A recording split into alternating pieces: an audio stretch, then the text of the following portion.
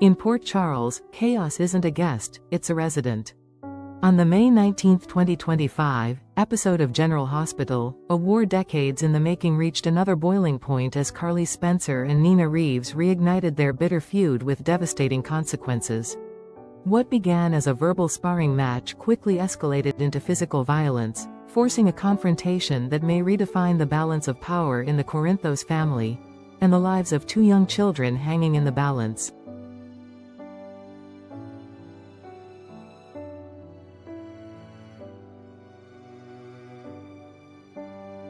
With the upcoming custody hearing between Willow Tate and the extended Corinthos clan looming on June 2, every interaction has grown sharper, every maneuver more ruthless.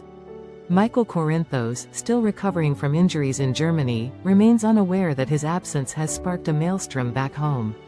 In his stead, Carly has taken the reins, aligning herself with attorney Rick Lansing and Drew Kane to ensure her grandchildren, Wiley and Amelia, remain firmly under what she sees as proper, maternal protection. On the opposite side, Nina, emboldened by desperation and lingering guilt, makes her own play to sway the narrative and protect her fragile connection to Willow, and to her grandchildren.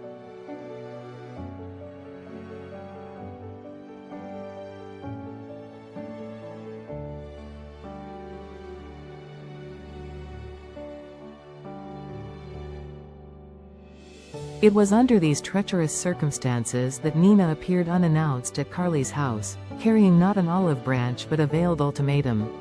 Hoping to diffuse tensions, or perhaps manipulate the situation, Nina opened with conciliatory tones, but the moment was doomed from the start. Carly, steeled by years of conflict and convinced of Nina's duplicity, quickly made her stance clear. Michael may be gone, but the fight wasn't over. Carly would be representing him in court, and she would do whatever it took to ensure Nina never got custody rights over Wiley and Amelia.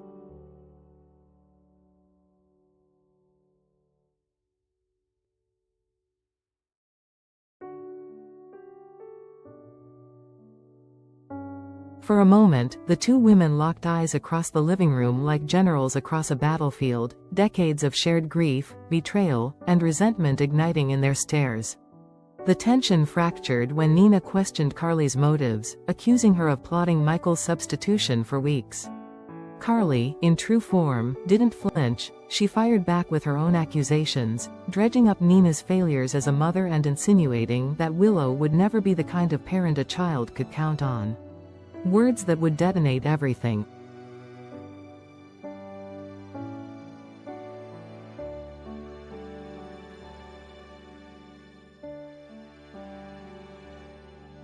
Nina, whose guilt over her estranged relationship with Willow has become a psychological landmine, finally snapped. With a flash of fury, she lunged. The slap came first, a sharp, clean arc across Carly's face, but the fight didn't stop there. Carly, never one to back down, pushed Nina back. Insults became screams. Screams became a struggle. The two fell off the couch in a tangle of limbs, fingernails, and fury, crashing onto the floor of the Corinthos living room like titans locked in mortal combat.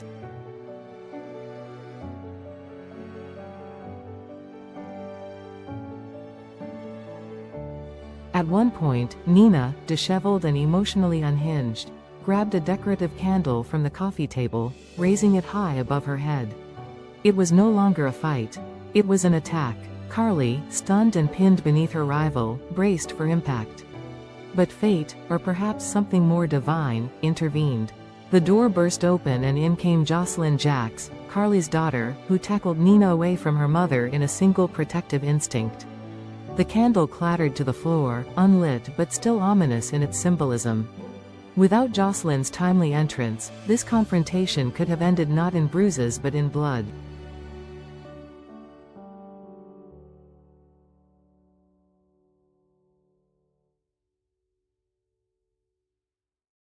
Shaken but defiant, Carly pulled herself to her feet and expelled Nina from the house with venom-laced words.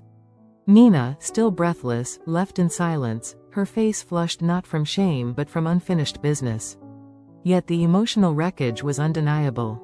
Jocelyn, though visibly rattled, regained composure and demanded that Carly do the one thing she'd resisted for days: call Michael.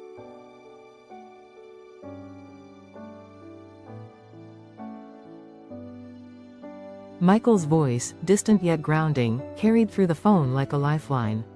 Though he could not be physically present, the chaos in Port Charles could no longer remain hidden from him. Carly had tried to protect him, to bear the burden alone. But the truth was this war had gone far beyond what any one person could handle, and Jocelyn knew it. The only hope left was unity, even if it had to be patched together with scars.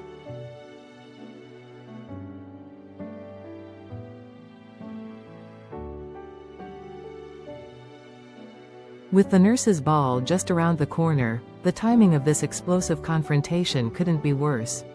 A celebration of compassion and community now casts a long shadow over Port Charles, with whispers swirling about whether Carly and Nina's animosity will spill over into the glitz and glamour of the annual fundraiser.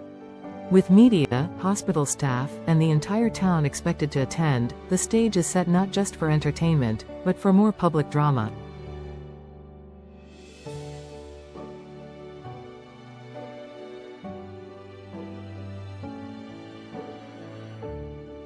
But beyond the candle, the couch, and the catfight lies something even more volatile: unresolved grief.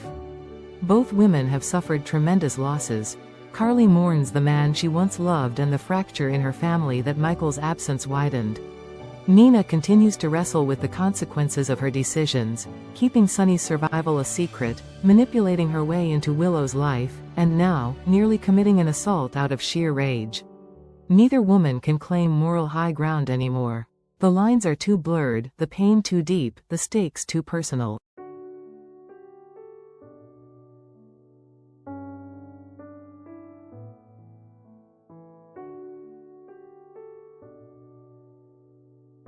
As the clock ticks toward the custody hearing, and as Michael re-enters the fray with the truth still unfolding, one thing is clear: Port Charles is at a tipping point. Wiley and Amelia, too young to understand the political and emotional wars waged around them, remain the center of the storm. Whether their futures will be shaped by love, revenge, or legacy remains to be seen.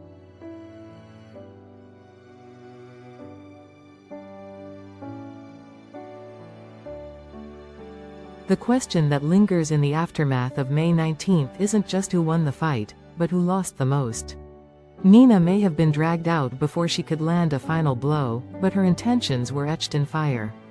Carly may have reclaimed her home and her children, for now, but her control is slipping, her defenses cracking. And Jocelyn, caught between generations of pain and protection, may soon have to choose not just a side, but a future.